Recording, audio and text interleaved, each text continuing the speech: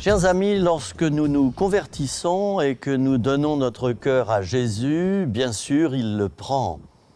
Il le prend pour le bénir. Il le prend pour lui donner la grâce. Nos péchés sont pardonnés lorsque nous les confessons. Nous recevons la vie éternelle. Nous recevons le Saint-Esprit et nous devenons le temple du Saint-Esprit.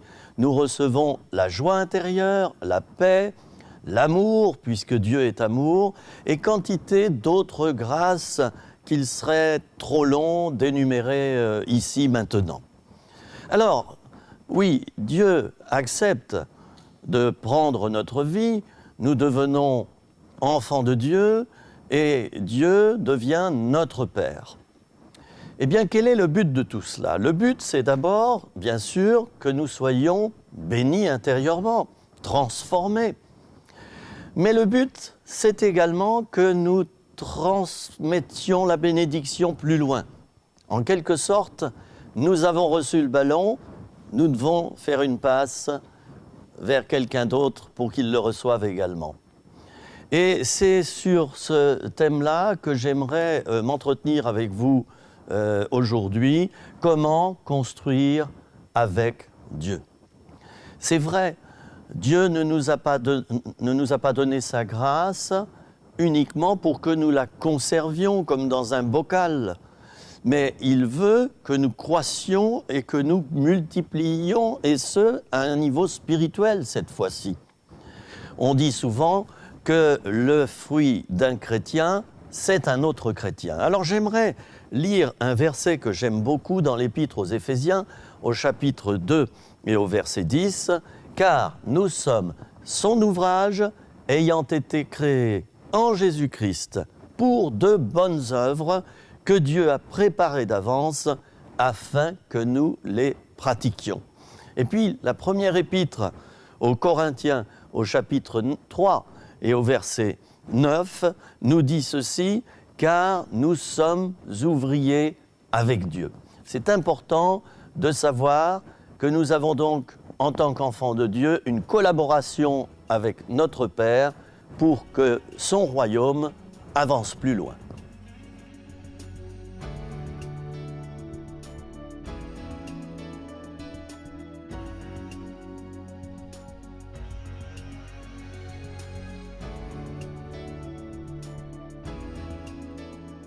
Si nous avons été bénis par Dieu, c'est pour bénir les autres également et devenir, à notre tour, un instrument de salut pour les autres. Nous avons été arrosés, nous devons arroser les autres. C'est bien normal, car nous sommes une grande famille. Il y a tellement de besoins sur la terre, tellement de personnes qui souffrent, que Dieu veut absolument nous utiliser pour aider d'autres, ceux qui sont dans la détresse et ceux qui ne peuvent pas arriver à vivre, mais ils survivent et sans Dieu la plupart du temps. Alors, ce verset de l'Épître aux Éphésiens, au chapitre 2, nous dit que Dieu a préparé d'avance des œuvres afin que nous les pratiquions. Alors, chers amis, la question n'est pas que vais-je choisir moi pour travailler pour Dieu? Dans quelle direction dois-je aller? Cette question, non, ne doit pas être là. Mais bien plutôt, Seigneur, que veux-tu que je fasse? Un petit peu comme lorsque Saul de Tarse, qui deviendra l'apôtre Paul, tombe à terre et puis il devient aveugle. Et sa première question, ça a été « Que veux-tu que je fasse ?» Il avait tellement fait, lui, pour Dieu avant. Et il emprisonnait les chrétiens au nom de Dieu. Il croyait que c'était cela qui était important pour plaire à Dieu, c'était d'enchaîner ceux qu'il pensait être dans la désobéissance au niveau spirituel. Posons-nous donc les bonnes questions. Seigneur, que veux-tu que je fasse de ma vie? Dans quel domaine veux-tu que j'aide mes frères? J'ai lu dans l'évangile de Jean, au chapitre 15 et au verset 16, ce verset qui est assez connu finalement. C'est Jésus qui parle. « Moi, dit Jésus, je vous ai choisi et je vous ai établi afin que vous alliez et que vous portiez du fruit et que votre fruit demeure. » Nous avons ici 1, 2, 3, 4, 5 actions successives. Il y a d'abord, donc 5 mouvements. Il y a d'abord le choix de Dieu. Dieu nous choisit pour travailler avec lui. Puis il y a l'établissement de Dieu. Il nous établit dans un travail donné. Et c'est lui qui choisit ce travail. Puis nous devons aller. Nous avons quelque chose à faire. Nous avons une responsabilité. Après être allé, il nous faut porter du fruit, comme un arbre fruitier, et il en porte chaque année du fruit. Il ne s'arrête pas un jour de produire. Et puis, finalement, il faut que ce fruit demeure.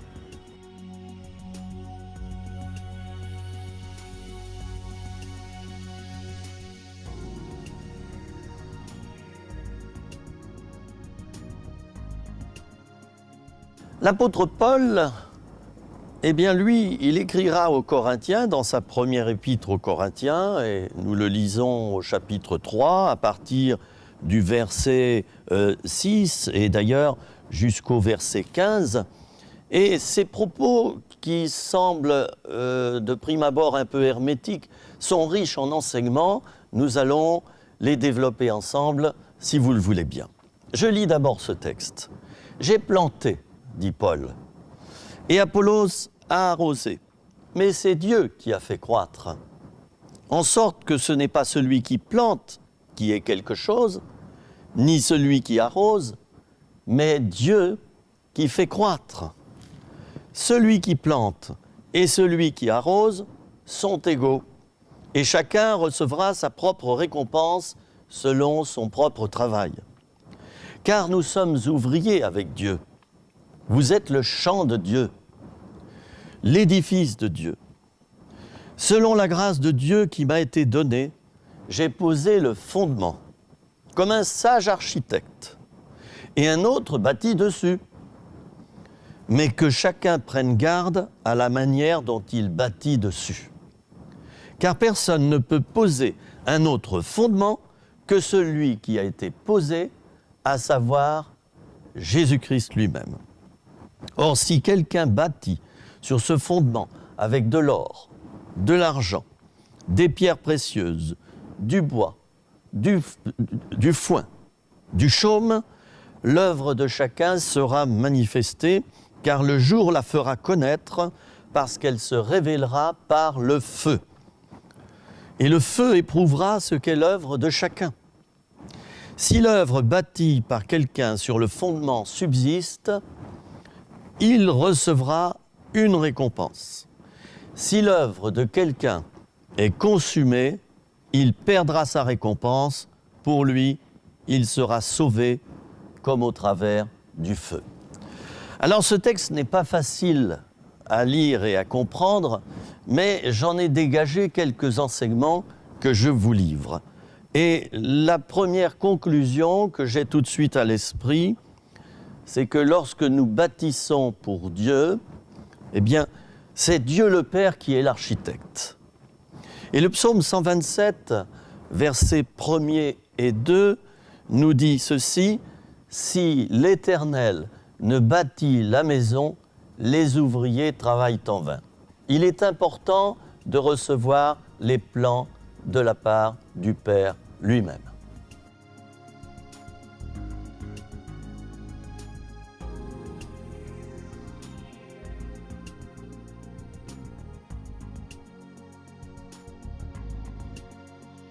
Pour étayer mon propos, j'ai également choisi un verset de l'Évangile de Matthieu au chapitre 15, c'est le verset 13. « Toute plante que n'a pas plantée mon Père céleste sera déracinée. » Autrement dit, la bonne question à se poser, quand on veut œuvrer pour et avec le Seigneur, quand on veut rentrer dans le service de Dieu, que ça soit quelques heures par semaine ou quelques heures par jour, ou à temps plein, ou à mi-temps, la première question à se poser, c'est ceci: quel est le plan du Père?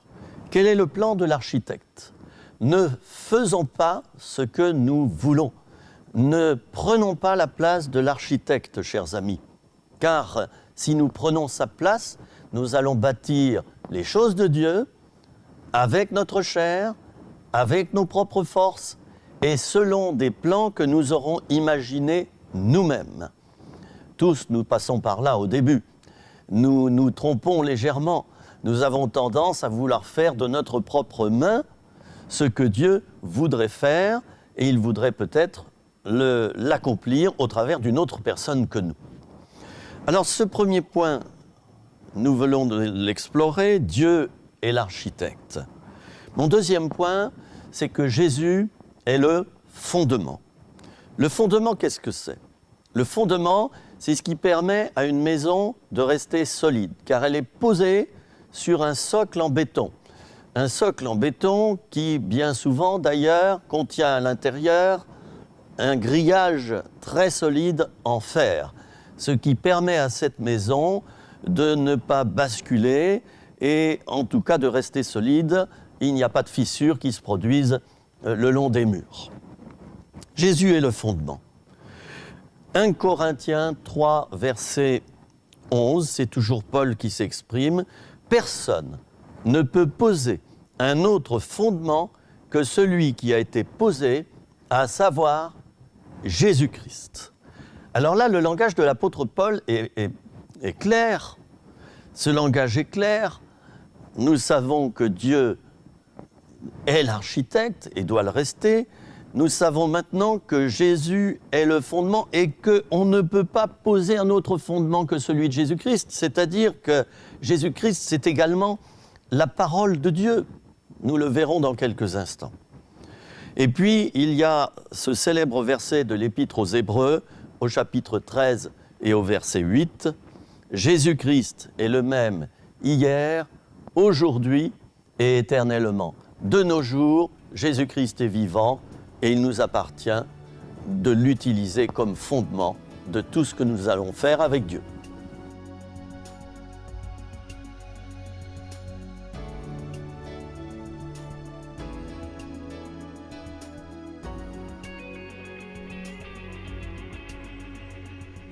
Dieu le Père est l'architecte, Jésus est le fondement de ce que nous allons construire. Et maintenant, mon troisième point, c'est que c'est le Saint-Esprit qui révèle les plans. Un des noms du Saint-Esprit dans la Bible, c'est le révélateur. Le Saint-Esprit vous annoncera les choses à venir, dira Jésus dans l'Évangile de Jean, au chapitre 16 et au verset 13. Le Saint-Esprit qui est une personne, on dit que c'est la troisième personne de Dieu, eh bien le Saint-Esprit parle, il annonce, il dévoile le mystère sur des plans que nous ne connaissons pas du tout. Mon quatrième point, c'est que la parole de Dieu est le niveau sur lequel nous devons nous aligner. Nous avons tous fait de la tapisserie dans une chambre un jour et nous avons arraché les anciennes tapisseries et puis nous avons replâtré, et nous avons utilisé un niveau. Qu'est-ce que c'est qu'un niveau ? Eh bien, c'est comme un fil à plomb. Comme un fil à plomb. Il y a aussi des niveaux métalliques sous forme de réglettes. On a quelquefois chez soi même un niveau à bulles. Alors, cette parole de Dieu, c'est donc un niveau, et c'est Amos qui va nous suggérer cette idée que la parole de Dieu est le niveau. « Que vois-tu, Amos ?» dira Dieu à son prophète. Et il répondra « Je vois un niveau ». Et la suite nous permet de comprendre que ce niveau est la parole de Dieu. Alors la parole de Dieu, eh bien, pour qu'elle devienne un niveau, il faut bien sûr la connaître. Mon niveau à eau ou mon fil à plomb, si je ne sais pas m'en servir, ça ne me servira à rien du tout. Mes tapisseries, elles vont être posées complètement de travers.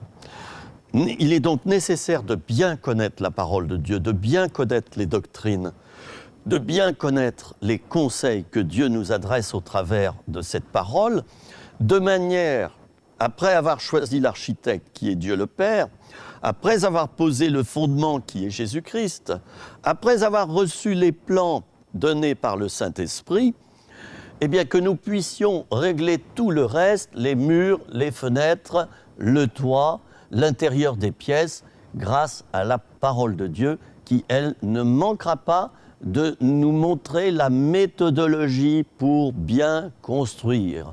Alors voilà le programme, chers amis. Tous, Dieu nous a choisis pour construire avec lui, ne le faisons pas n'importe comment.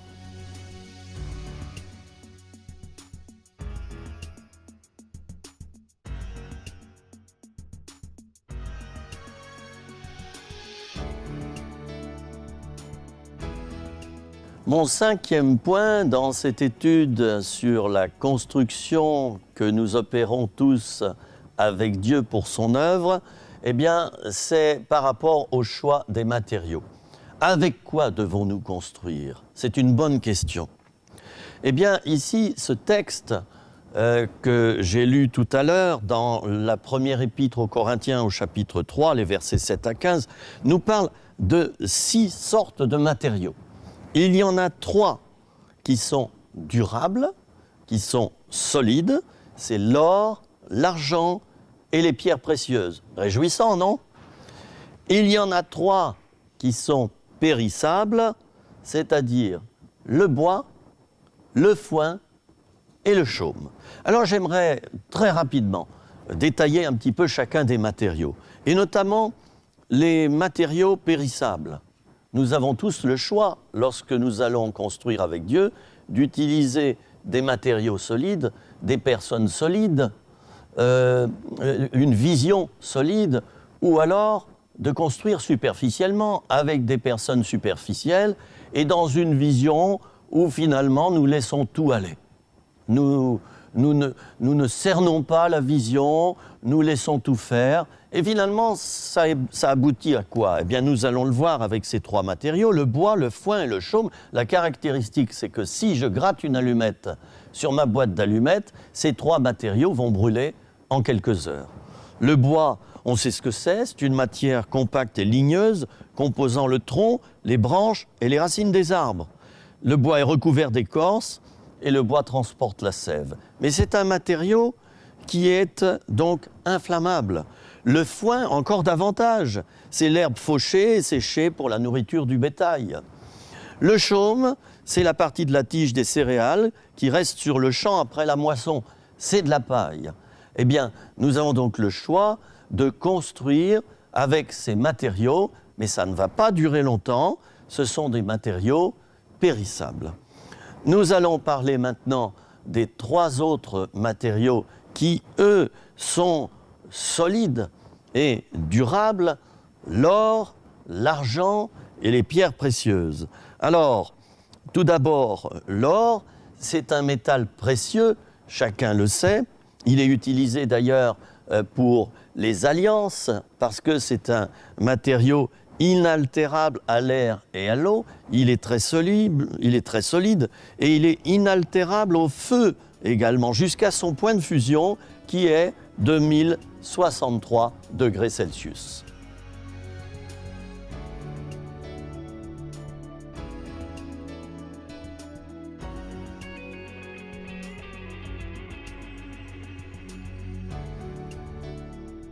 L'or est également indifférent aux agents chimiques, à quelques exceptions près, Et donc, je le signale juste au passage, il y a seulement, par exemple, le mercure ainsi que le plomb qui peuvent avoir un impact sur l'or. Il est inaltérable, il est indifférent aux agents chimiques et il est également très malléable. Alors c'est un matériau dur, c'est un matériau inaltérable, mais qui a une qualité essentielle, c'est qu'on peut lui faire revêtir la forme qu'on veut à cause de sa malléabilité. Avec 50 grammes d'or, écoutons bien, c'est-à-dire l'équivalent d'un dé à jouer. Vous savez, quand on joue aux cartes, le dé. Eh bien, avec 50 grammes d'or, on peut fabriquer une feuille d'or de 10 mètres carrés, les amis. 10 mètres carrés. Où on peut tirer un fil long de 100 km. C'est absolument surprenant. J'aimerais parler maintenant de l'argent. L'argent, c'est un métal précieux qui peut être également étiré, allongé et sans se rompre. c'est le meilleur conducteur de la chaleur et de l'électricité. Il fond à 960 degrés. C'est le métal le plus malléable après l'or. Il a un petit défaut, c'est qu'il noircit à l'air, donc au contact de l'air.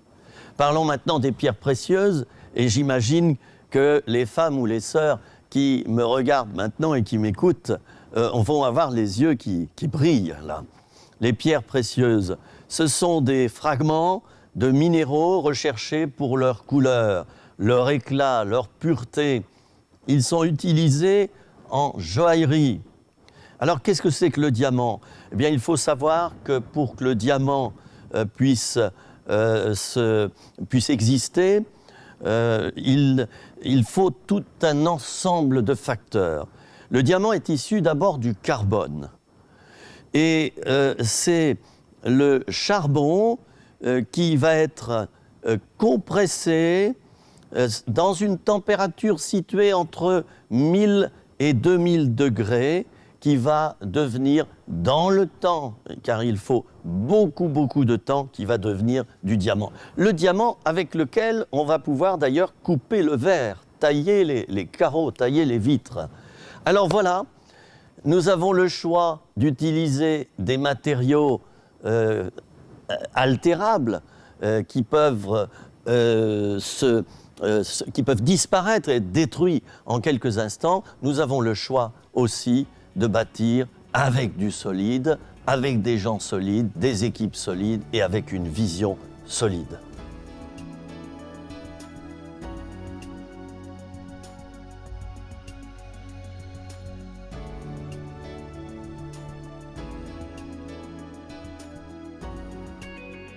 Alors je signale au passage qu'on retrouve l'or et les pierres précieuses, bien sûr, dans les matériaux de la Nouvelle Jérusalem. Ceci nous est indiqué dans le livre de l'Apocalypse au chapitre 21, à partir du verset 18 jusqu'au verset 21.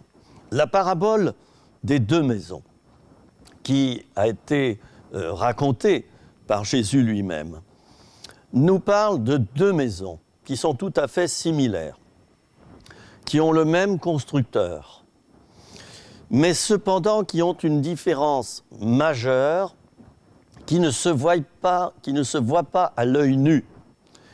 Car les deux maisons sont similaires, sont construites de la même manière, avec les mêmes matériaux. La différence, c'est ce qu'il y a en dessous des maisons. Il y a une maison qui a été bâtie sur le sable, c'est-à-dire sur un matériau qui est hétérogène. Le sable, c'est mouvant. Et le sable, s'il survient une tempête et de l'eau, eh bien, il va flanquer la maison par terre. Et puis, il y a une autre maison qui est bâtie sur le roc et sur des fondements solides. Le roc, c'est Jésus-Christ. Le fondement solide, c'est la parole de Dieu.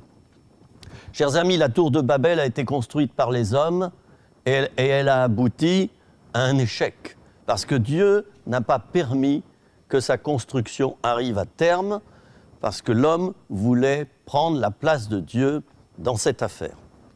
L'arche de Noé, par contre, a été construite par Noé avec beaucoup de moqueries de la part de son entourage. Mais l'arche a réussi et elle a pu sauver Noé et toute sa famille ainsi que tous les animaux. Nous sommes tous des descendants de Noé. Le tabernacle a été construit et ce tabernacle, eh bien, le peuple de Dieu de l'époque a pu en bénéficier. C'était un instrument pour adorer Dieu. Recueillons-nous quelques instants dans la prière. Seigneur, je te demande de bénir mes chers frères et sœurs qui ont regardé cette émission et qui bâtissent une famille, une église, une œuvre, ou simplement ils sont dans un service pour toi. Je te demande de les oindre de ton esprit maintenant. Je te remercie de ce que tu leur as fait comprendre au travers de cette émission. Amen.